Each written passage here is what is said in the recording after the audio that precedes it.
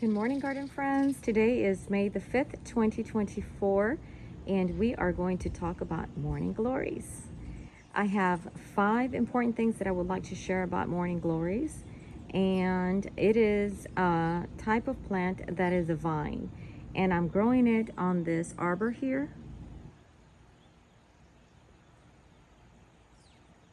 I have several varieties of the plant. So I not only have the morning glory party dress, but I think I also have the Grandpa Ott and another bluish color that I don't have the package for.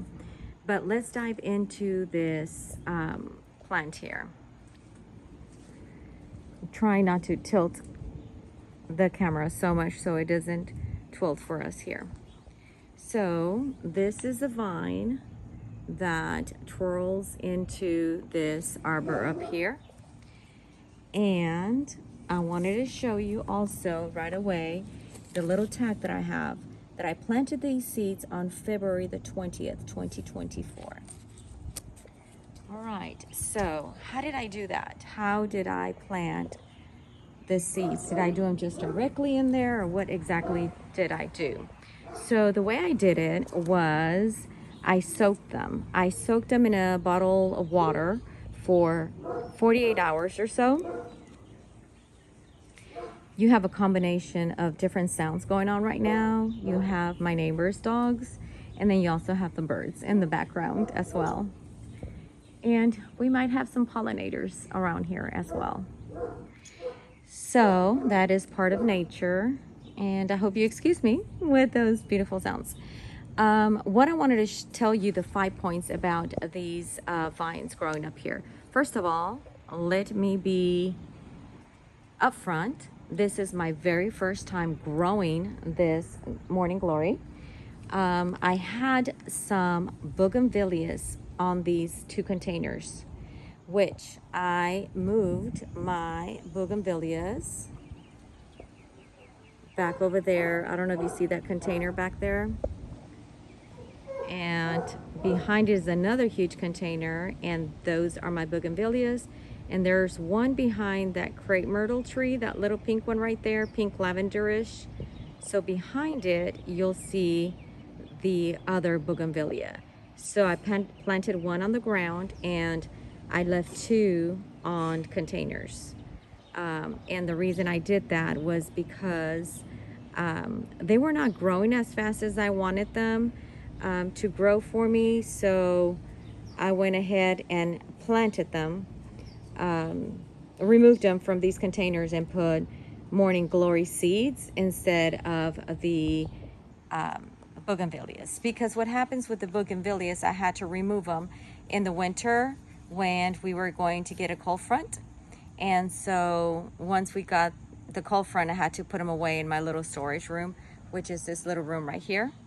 And so, yeah, that's what we've done. But this is actually a rose garden in here, mostly roses and, you know, salvias and whatnot, but mostly roses. So my first time growing this, I'm also growing it another section, and I'll show you really briefly. If you see this lamppost up here, this one here that I'm growing here is called Grandpa Ott, OTT. And it's also a morning glory, this one right here. And that one's growing really, really fast, and it's going towards that lamppost up here. And it latched on it really quickly. So I have it on the ground, and that one's growing on the ground, not on a container. So it's going straight up there. So let me bring you back to this trellis, because we're mostly talking over here about this trellis. And let me tell you 5 things that I discovered about them, okay? 1, there are colorful blooms, right? Here's the colorful blooms, and they just are very vibrant. That's what I've discovered. Right now, they're a little bit wilty because there is so much humidity here in Texas. I'm in Houston, Texas. There's a lot of humidity. You can see the wilted foliage on here. The leaves are a little bit wilted. but they are easy to grow from the seeds, like I've explained to y'all and showed y'all the seeds. And then it, of course, it attracts pollinators and very fast growing. So today's May the 5th, and I started buy seed on February the 20th. So it really grew so fast for me. And then the other one as well, the one on the pole. And guess what? It's also self-seeding. So meaning that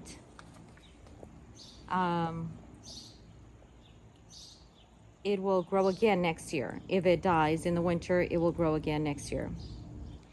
Now,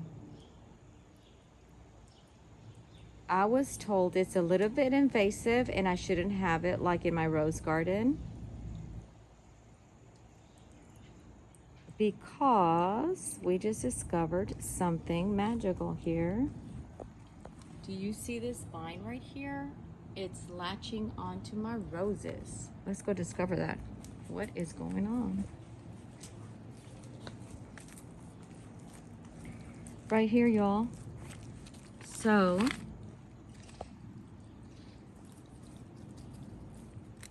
this vine right here is from this morning glory, and it's latched in here, and it's going into the Charles Darwin David Austin rose that is right here, latched on, carries on to latch onto this one here, which is fragrant plum rose. So do we see a little problem here? We do. So I might have to move the trellis either to the front of the garden or constantly be cleaning this area out so it doesn't latch to anything else. But yeah, so let's see. Let me see if I can show you these vibrant colors on these flowers.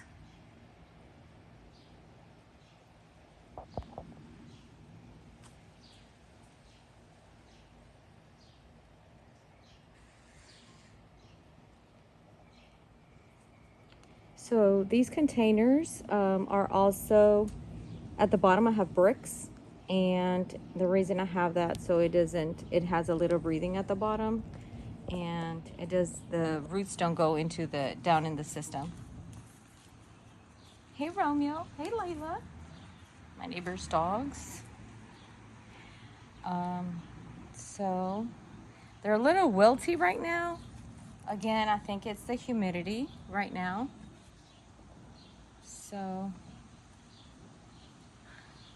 I've been logging this for a while now, so this is what they look like. Oops, dropping all the petals over here.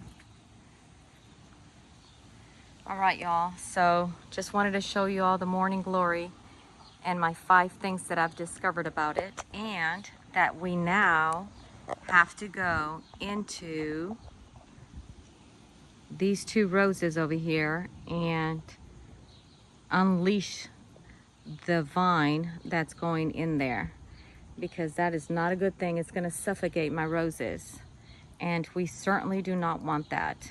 You know how much I love my roses.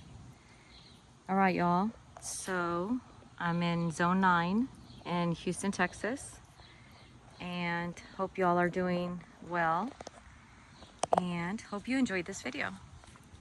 Any comments, any feedbacks? What experience do you have with morning glories? And please let me know in the comments below if you have any, if you've grown them before. Give me some advice, any help or anything. This is my first year growing them. Y'all have a wonderful, wonderful day. Thanks for watching and following our videos.